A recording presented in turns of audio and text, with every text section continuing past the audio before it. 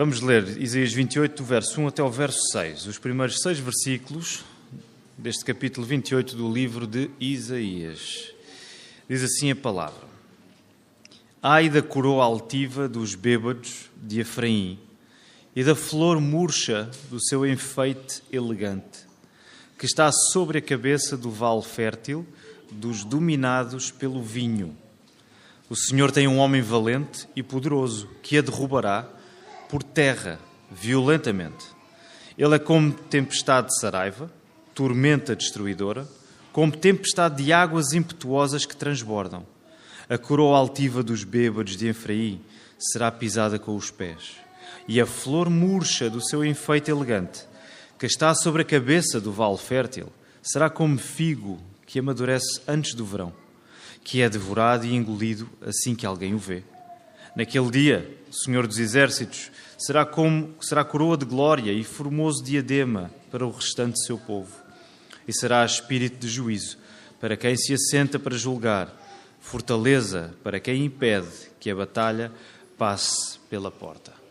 Nesta tarde eu quero pregar um sermão que se chama Um Verão Surpreendente. Nós continuamos a nossa série de sermões Frutos de Verão e hoje estamos aqui num texto um pouco estranho, em Isaías, que nos dá mais uma vez a palavra verão. É isso que nos tem guiado ao longo destes domingos.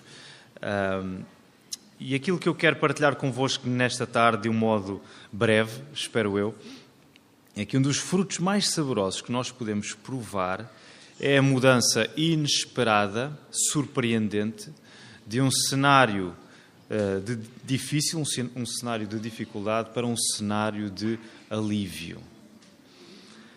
E ainda mais que um plot twist, vocês reconhecem algum filme em que o plot twist no final foi tal, aquela mudança de enredo foi tão dramática e tão inesperada, que ficam assim, uau, eu não estava à espera que o filme desse esta volta. Algum de vocês recorda-se assim de algum filme que tenha dado uma volta tal no final que mudou aquilo que vocês estavam à espera?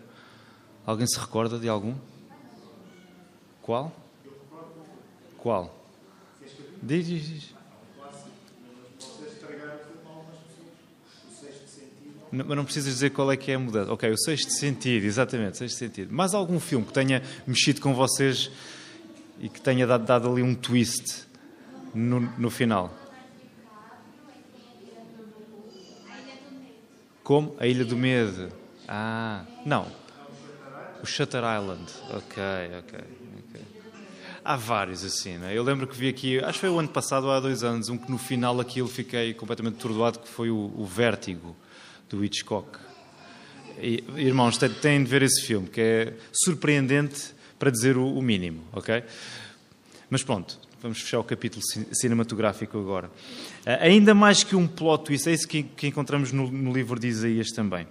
Este livro mostra-nos que o confronto de Deus ao nosso orgulho dá-nos o prazer maior que só podemos encontrar, não em nós, mas naquele que, anulando-se a si mesmo, se tornou a nossa glória.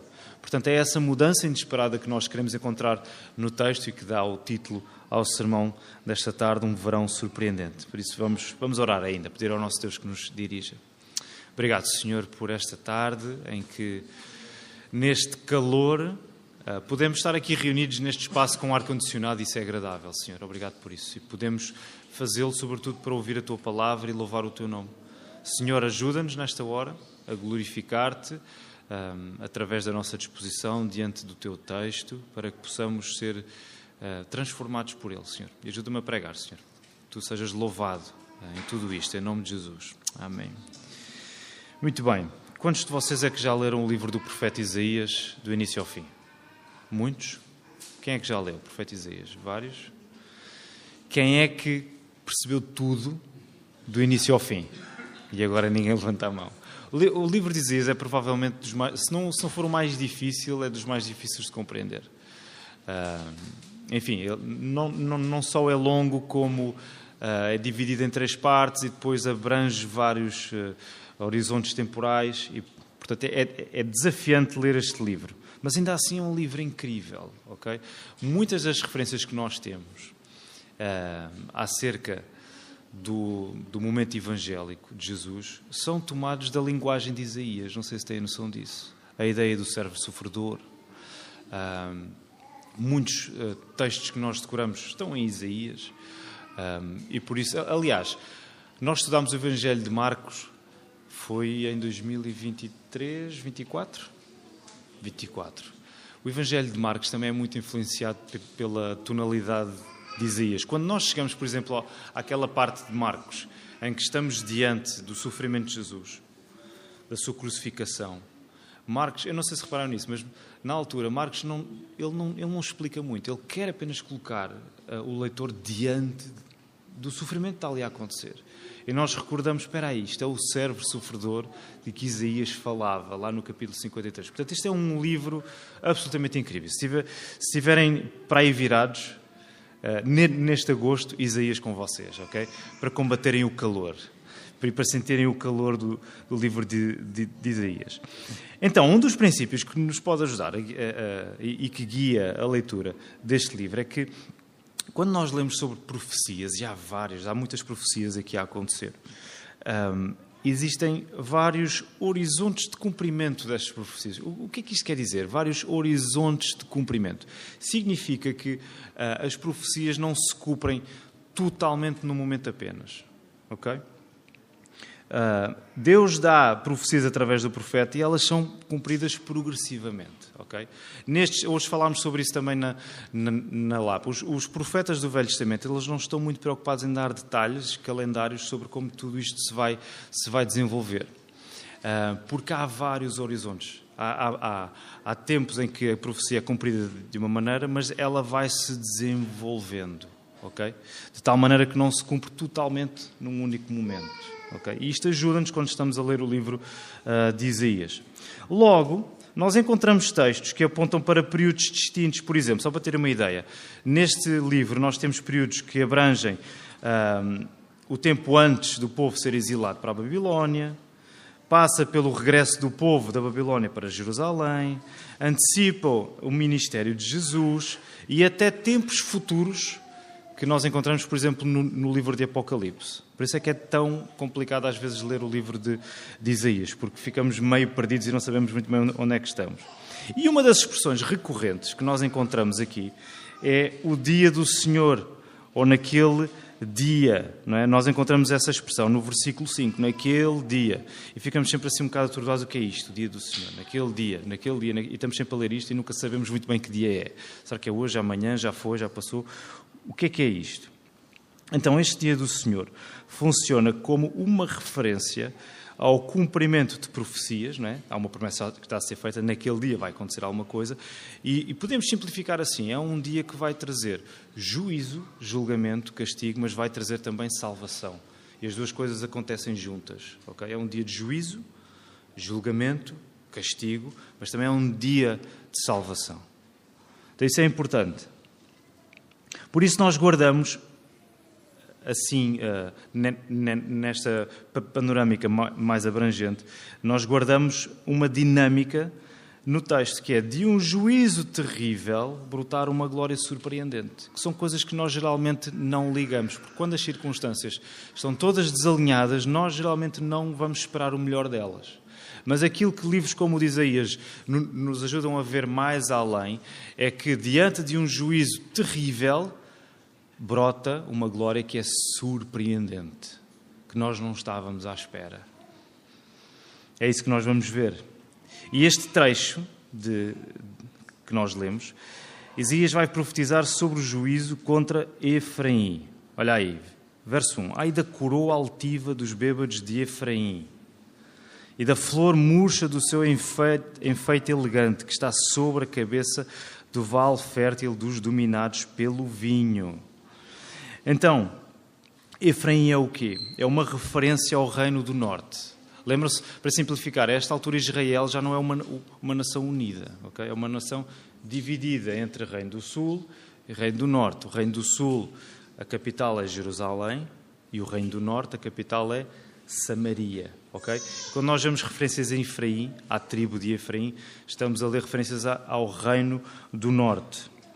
Então o epicentro desse reino é Samaria. Esta cidade vai aparecer aí no texto.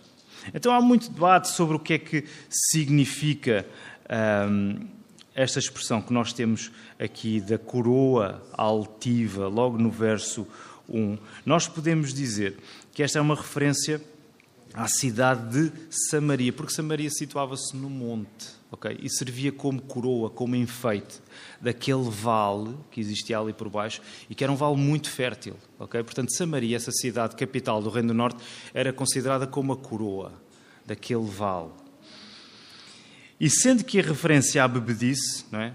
Certamente notaram nisso, são expressões incríveis que estão aí. Ai da coroa altiva dos bêbados de Efraim, a cabeça do vale fértil dos dominados pelo vinho. Então não se sabe bem se aquele pessoal estava mesmo a embebedar-se literalmente ou se é uma figura de estilo que está aqui a ser usada.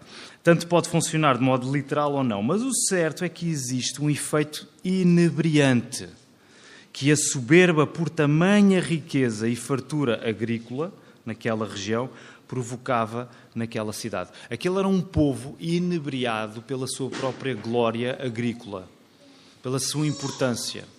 E aquilo que o texto está a dizer é, olha, vocês vivem bêbados. Ainda que isso também pudesse significar que a vida que eles levavam era uma vida muito provavelmente desregrada, de luxo e de luxúria. Ok? Portanto, esta acusação está a acontecer. Vocês estão a ser soberbos por causa da fertilidade que têm. E por causa disso, Deus trará o castigo. Nós já sabemos, onde há soberba, onde há orgulho e arrogância no povo de Israel, Deus vai sempre resistir a isso. Okay? Esse é um refrão ao longo da Bíblia. Quando o povo começa a ser orgulhoso, Deus vai resistir a isso. Okay? Então ele vai trazer um castigo. Como é que este castigo vem?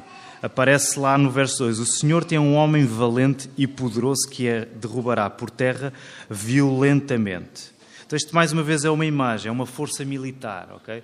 Os capítulos a seguir mostram-nos que é o império da Assíria que vai conquistar o reino do norte. Okay? Então Deus vai exercer o seu juízo sobre Samaria. E esta destruição, ela é descrita de duas maneiras. Em primeiro lugar, ela é descrita com violência e com rapidez. Com violência, reparem lá as imagens que têm aí, no verso 2. Este homem valente, que é o exército da Assíria, vai derrubá-la por terra violentamente. É como tempestade de saraiva, tormenta destruidora, como tempestade de águas impetuosas que transbordam. Portanto, nós temos um elemento de violência. Eles vão ser arrasados. Por outro lado, esta destruição é descrita com rapidez. Vai ser rápido. Num abrir e fechar de olhos, a glória de Samaria vai desaparecer. Reparem lá no verso 4.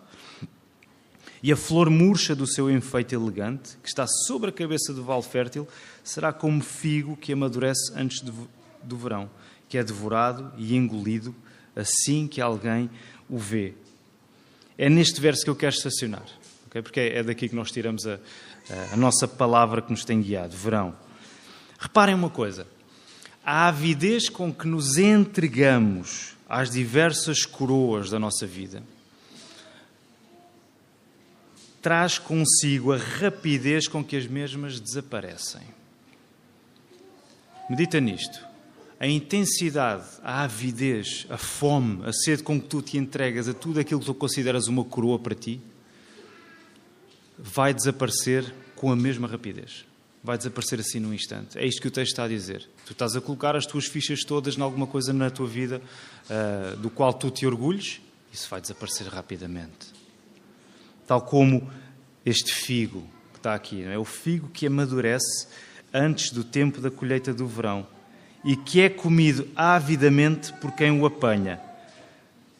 Eu nunca tive esta experiência de apanhar um figo maduro e comê-lo avidamente a seguir. Já comi vários figos e, curiosamente, é um fruto que eu não apreciava muito quando era mais novo.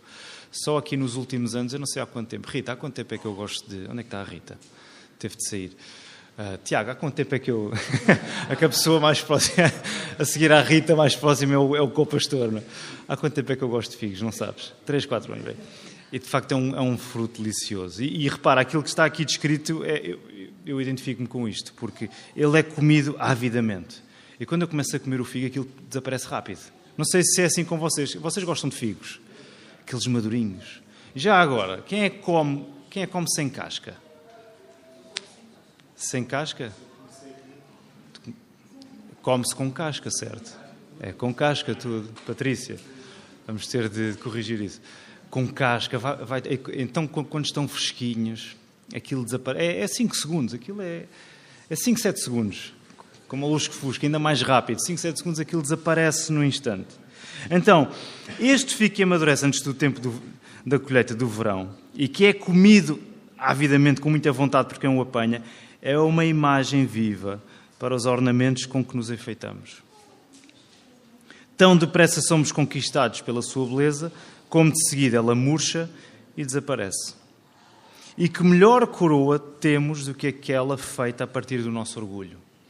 Essa é a coroa que nós carregamos e que nós queremos usar. O nosso orgulho. Aquilo que nós queremos mostrar acerca de nós. No fundo, queremos apresentar como enfeite uma extensão do que já somos. Nós queremos mostrar. Queremos que as pessoas apreciem quem nós somos. No fundo, esse é o grande anseio da nossa vida. É que as outras pessoas, além de nós próprios, reconheçam-nos. Nos aceitem. Nos acolham. Digam que precisam de nós. Digam que vão ficar connosco. E nós andamos à procura disso. Ano após ano, vez após vez, com várias pessoas diferentes. E o orgulho funciona como uma extensão de quem nós somos. E por isso esta profecia é urgente para nós. Porque ela está a dizer que nunca se é tão miserável como nessa aparência de grandeza. Porque nós todos queremos aparentar mais do que aquilo que somos, não é? Até mesmo na maneira como nos vestimos. Nós queremos nos vestir de uma determinada maneira para dizermos alguma coisa sobre nós. Se eu me visto de modo elegante, eu quero dizer, não, eu tenho algum tipo de bom gosto, eu não me visto de qualquer maneira, sou uma pessoa que não vai a todas, que calma lá, sou ponderado. Se eu for alguém que me vista, sei lá, como um sem-abrigo, posso tentar dizer, eu não quero saber do que é que tu pensas, portanto, eu visto como eu quero, o mais importante para mim é a minha liberdade. Portanto, nós estamos sempre prontos a mostrar quem nós somos e fazemos disso a nossa bandeira. E quero ir ainda um pouco mais longe, porque nós usamos o orgulho como uma coroa e isso é desprezar a verdade. Porquê? Porque quando nós fazemos do orgulho a nossa coroa, nós fazemos passar por aquilo que não somos. Nós fazemos passar por quê? Por senhores da nossa própria vida. Quando o orgulho é a coisa mais importante para ti, quando isso é a coisa mais importante para mim, tu estás a fazer-te passar por uma coisa que tu não és. É como se tu fosse o senhor da tua vida. E tu não és o senhor da tua vida. É aquilo que Deus também está a dizer aos samaritanos, a este povo do norte. Vocês não são os senhores da vossa vida. Vocês têm vivido como se não tivessem um Deus. Vocês têm-se entregado à vossa vaidade, à vossa soberba, ao vosso orgulho. Isso vai desaparecer tão depressa como a vontade que vocês têm de se mostrar a vocês mesmos. Sente a tragédia que está aqui a acontecer. Quando nós insistimos em tomar o lugar de Deus através do orgulho, nós passamos ao lado da verdadeira glória. Este é um texto também acerca de glória. Okay? Ele está a falar de uma glória fajuta, falsa, contrabandeada, que é a coroa que Samaria representava, o seu próprio orgulho, para contrastá-la com a verdadeira glória que aquele povo era chamado a ter. Que glória é essa? É a glória de Deus. E, em específico, a glória que é Deus ter mão em nós. Uma pessoa orgulhosa não quer que ninguém tenha mão em nós. A mim ninguém me diz o que eu tenho de fazer. Comigo ninguém faz farinha. No Brasil tem essa expressão? Não? Seria equivalente a... Ninguém tira farinha? Só assim? E significa o quê? Exatamente. Ninguém me enfrenta, exatamente. Aqui é ninguém faz farinha comigo. Não é? Ninguém me pisa os calos. Ninguém me pisa os calos. Mas estamos a passar ao lado da verdadeira glória, que é Deus ter mão em nós. E esse é o paradoxo surpreendente. Porque não há glória maior, não há alegria maior do que, de facto, nós abdicarmos de querermos ser os donos da nossa vida. e termos Deus a colocar a sua mão em nós, a dominar-nos, como não estava a acontecer naquele caso em Samaria. E reparem, a intolerância de Deus à soberba, nós podemos pensar, isso é uma coisa do Velho Testamento, Deus está sempre a cascar nos soberbos, nos orgulhosos, é profetas, é provérbios, enfim, é o Velho Testamento todo a tratar disso. Não é só no Velho Testamento. No próprio Novo Testamento nós encontramos isso. Isso quer dizer, reparem, por exemplo, em Tiago 4,6, ele vai citar um provérbio. Deus resiste aos soberbos. Mas o provérbio continua. Mas dá graça aos... o contrário de orgulhosos, os humildes. Deus resiste aos soberbos, mas dá graça aos humildes. Uma lição muito simples. O orgulho não é um problema antigo. O orgulho é um problema nosso. E o Novo Testamento faz questão de mostrar isso. Aquilo que estava a complicar a vida dos samaritanos, daquele povo, é o que nos continua a complicar a vida a nós hoje. A resistência de Deus à nossa altivez não é um capricho. Lá está Deus, a querer ser caprichoso, a querer reclamar para si a glória. Não tem a ver com isso. Tem a ver com Deus demonstrar na prática que nós vivemos a evitar a coisa mais preciosa para Ele. Qual é a coisa mais preciosa para Deus? O que é que vocês acham? O que é mais precioso para Deus? O que é que vocês diriam? O que é a coisa mais preciosa para Deus? Como? Não percebi, irmã Beatriz. Sim. A nossa obediência, o nosso amor, sim, é verdade. Mas isso está tudo fundamentado numa coisa maior, que é a glória de Deus. Não há nada mais importante para Deus do que Ele mesmo. Senão Ele deixava de ser Deus. Deus é o único que pode centrar-se em si mesmo, porque Ele é Deus e nós não somos. A partir do momento em que nós fazemos isso, nós estamos a revoltar-nos contra Ele, estamos a pecar. A coisa mais importante para Deus é a sua glória. Por isso é que Ele a revela, de modo final, em Cristo Jesus. É para a sua glória que Ele nos salva. E nós não vamos experimentar a glória de Deus se não nos colocarmos numa posição de sermos comandados por Ele, sermos dominados por Ele, em amor, como a irmã Beatriz disse, a pedir a nossa obediência não por capricho, mas porque Ele deu tudo por nós. Essa é a coisa mais importante. E talvez hoje nós tomemos este aspecto com uma leveza que é estranha à Bíblia. Nós hoje provavelmente tratamos o orgulho com uma leveza que é muito estranha à maneira como a Bíblia fala dela, porque o orgulho deixou de ser um pecado sério para passar a ser um pecado tolerável, não é? Um aspecto de personalidade quase. Eu sou muito orgulhoso, eu sou assim mesmo, portanto, tem lá paciência comigo. Não é? Ou até um aspecto que caracteriza a pessoa que se esforçou para conseguir muito alguma coisa, não é? Não, eu vou-me orgulhar disto porque eu lutei a minha vida toda para ter isto, para ter aquele trabalho, ou aquela casa, ou esta vida que eu tenho. E esquecemos que, de facto, tudo aquilo que nos é dado é um motivo não para o orgulho, mas para a gratidão, que é o contrário do orgulho. A gratidão vai colocar em primeiro lugar e vai reconhecer como mais importante não a nós próprios, mas alguém fora de nós. Por isso é que a gratidão é tão importante, é tão central na vida de um cristão. Tu queres colocar Deus no centro da tua vida, tu vais ter que apontar para Ele como? Sendo grato. Obrigado, Senhor, por aquilo que tu tens feito comigo, por todas as coisas que tu me tens dado.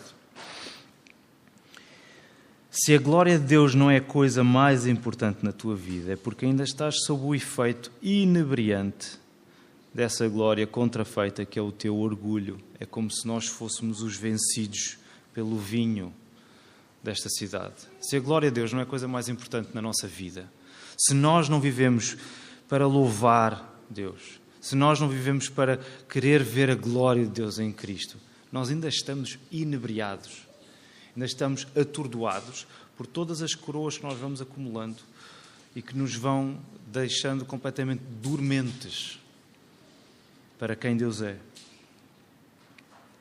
Mas como geralmente acontece ao longo do livro de Isaías, a esperança aparece como uma surpresa.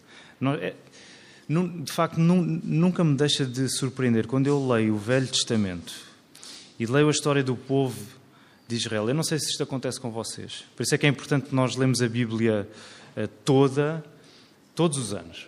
Estamos a ler continuamente a palavra. E nós estamos diante do pecado do povo e acontece-me sempre. Eu penso assim, este povo vai ser arrasado.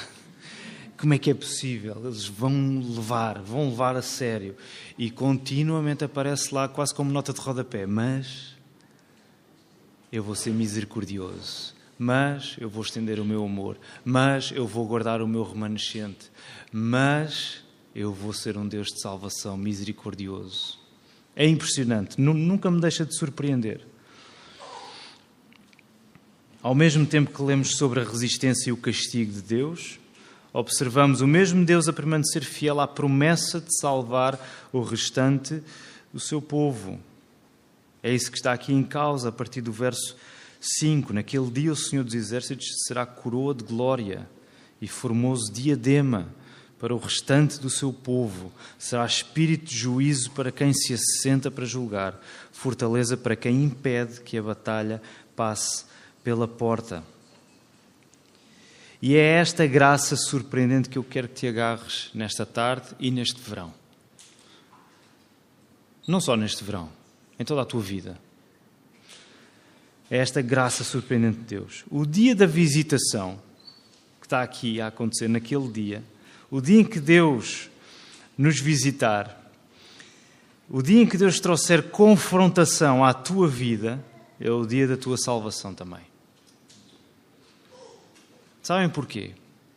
Porque o dia em que Cristo foi crucificado, morto, foi o dia em que nós fomos salvos. Foi o dia em que nós ganhamos uma nova vida. Não faz muito sentido para o mundo. Não faz muito sentido para a lógica, é paradoxal. Mas o dia da visitação, o dia em que Deus nos confronta, significa ao mesmo tempo o dia da nossa salvação.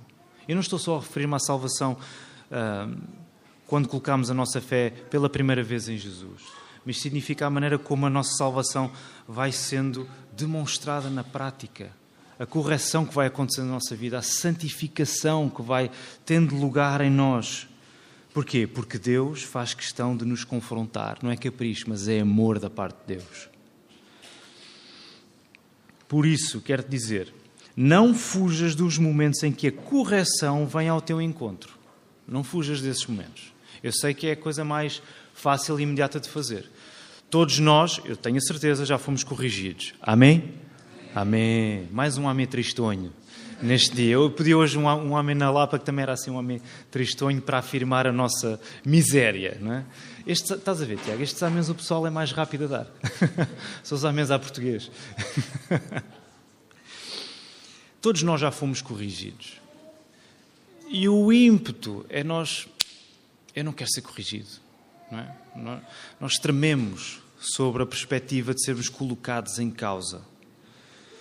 Mas o que o texto está a dizer também é não fujas desses momentos de correção, porque é aí que vais provar a glória de Deus como nunca a provaste. É por isso que nós temos a igreja, é por isso que Deus criou a igreja também. Nós nunca seríamos capazes de ficarmos firmes e fiéis na palavra, na fé, sem a igreja. Nós precisamos que a igreja esteja ao nosso lado também para nos corrigir. A maior prova do amor de Deus na tua vida é o amor que a igreja tem na tua vida ao corrigir-te. E nós sabemos, a igreja não faz isto de modo perfeito, porque a igreja é composta de pessoas imperfeitas, pecadoras. Mas a partir do momento em que nós confiamos no amor de Deus, que esse sim é perfeito e que a sua correção é perfeita, nós estamos no caminho certo para nos corrigirmos uns aos outros na palavra. Não para nos colocarmos acima uns dos outros e para mostrar, eu estou-te a corrigir porque sou melhor do que tu. Não, eu estou-te a corrigir porque eu sei que eu sou tão pecador como tu e tenho a mesma propensão a cair nas coisas em que tu tens caído. Mas eu estou a corrigir-te porque eu não quero que tu te mantenhas nesse padrão de pecado. Volta, regressa. Este é o dia de salvação, é o dia de confrontação e é o dia de salvação. Nós sabemos isto exatamente porque o dia em que Cristo morreu na cruz foi o dia do verdadeiro juízo divino e da verdadeira salvação. Naquele dia. Estas promessas podem ter cumprimentos vários ao longo da história antes do regresso de Jesus. Mas, em último grau, elas apontam para um cumprimento final em Cristo Jesus, em que o verdadeiro juízo acontece. Os juízos que nós vemos a acontecer no Velho Testamento, os castigos que Deus traz, os exércitos estrangeiros a virem e a limparem a nação e a levarem a nação cativa, foram castigos reais. Foram, cumprimento de profecias estavam a acontecer.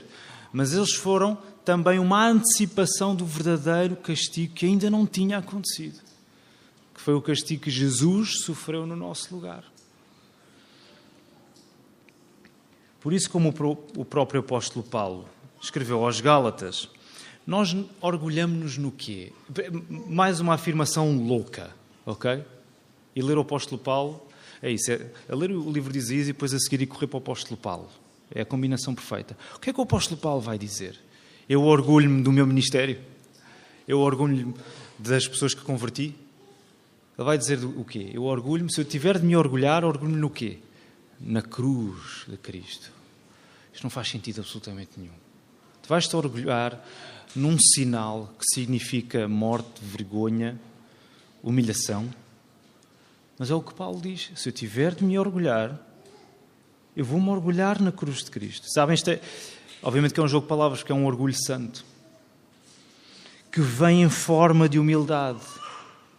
Quando nós reconhecemos que foi na fraqueza de Cristo que o seu poder se revelou suficiente para nos salvar. E é por isso que cada momento de fraqueza que nós atravessemos são estradas abertas para a transformação de Deus. São estradas abertas para o amor de Deus se revelar ainda mais profundo do que aquilo que nós julgávamos. Porque não existe crescimento, não existe a noção na nossa vida do quão grande Deus de facto é, sem nós dizermos quão pequenos nós somos. Por isso nós precisamos de mostrar a nossa fraqueza e colocar-nos à disposição de Deus para isso. E reparem, Jesus não ficou morto. Há um plot twist ainda maior no relato dos Evangelhos do que em Isaías. Porquê? Porque ao terceiro dia Jesus ressuscitou. Aquilo que parecia ser o final da história era apenas um compasso de espera para ficarmos com a certeza de que Jesus venceu a morte.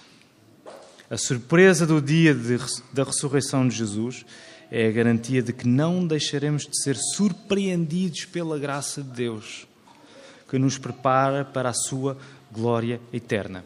É pelo facto de Jesus ter ressuscitado, vencido a morte, tu podes ter a garantia que tu vais ser continuamente surpreendido pela graça de Deus na tua vida. Isso vai acontecer nos momentos mais inesperados e mais improváveis, como os de correção, por exemplo. Porque Jesus venceu a morte. Se Jesus venceu a morte, qualquer coisa pode ser feita na tua vida. Deus vai fazer a sua obra em ti. Porquê? Porque Jesus não ficou morto. E Jesus não ressuscitou para tu almejares a coisas pequenas na tua vida, mas tu para continuamente pedir, Senhor, eu ainda não estou naquele lugar de fé, de confiança que eu já devia estar, mas eu continuo-te a pedir, porque eu sei que tu queres fazer isso e que tu tens poder para fazer isso. Porquê? Porque o teu filho não ficou morto. Amém? Que o Senhor nos ajude.